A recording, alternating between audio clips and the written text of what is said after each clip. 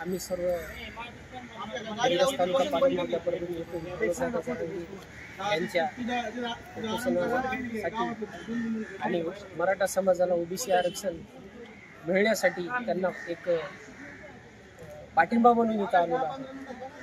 आणि या सर्व गोष्टी बघता आम्ही सर्व या गोष्टी इथं जेवण बनवणे, त्यानंतर पाण्याची व्यवस्था, ही सर्व काही आम्ही आमच्या घरून ही सगळी करून आणली आहे।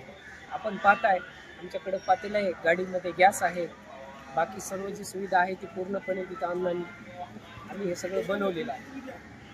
आणि आम्हा सर्वांकडून एकच शासनाला विनंती आहे की जास्त काळ मराठा समाजाला झगडत ठेवण्यापेक्षा एक विनंती आहे की मराठा समाजाला ओबीसी मधून लवकरात लवकर आरक्षण द्यावं, एवढीच एक विनंती आहे।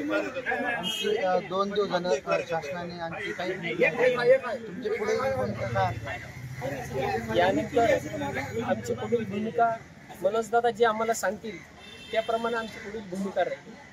कारण त्यांच्या एका हाकेवरती हा लाखोचा समुदाय इथं उसळलेला आहे आणि खरंच मराठा समाजाला आरक्षणाची फार गरज आहे। यासाठी हा सर्व समाज इथं जमलेला आहे।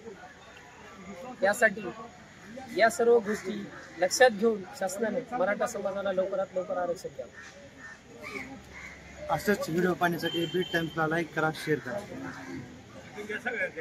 हम तुम्हारे साथ हैं, नरेंद्र पाटिल तुम आगे बढ़ो, हम तुम्हारे साथ हैं, लड़ेंगे लड़ेंगे, हम सब लड़ेंगे।